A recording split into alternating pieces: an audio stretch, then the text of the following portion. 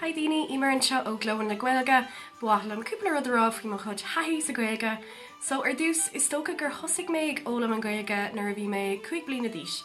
So drasal mé ar scoil le lán Ghaeilge ó nuair a bhí mé 5 bliana d'aois go dtí gur mé thart ar 8 bliana d'aois. So bhí mé Tharbh lífa, bhí caid an iontach agam, bhí mé géanamh staidir gachrod tríbheán na Ghaeilge, an sin lá mé ra go dtí an óscoil agus rinne mé dearmad ar gachrod. Bhí mo chud Ghaeilge Gaeilge agam. Agus bhí G-man downer an faoi sin. So nuair tháinig an pandem, bhí numarcha ama chun staidir dhéanamh agus chun athbreid na dhéanamh.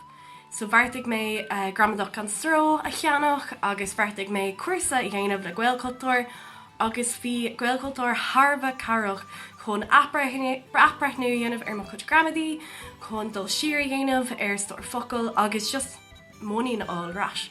Mar just ní ra mónín agam botúna dhéanamh. Bhí fatíos ar am aon botúna a dhéanamh, so bhí sin iontach goir sin.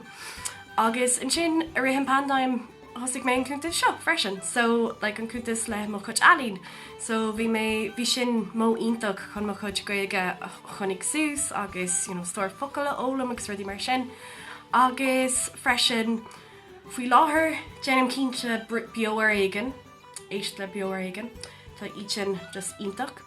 Camála sin bhí mé géisteach le kneecap, is féidir leat neart stór focail nua agus bisiúil a ólam bheo.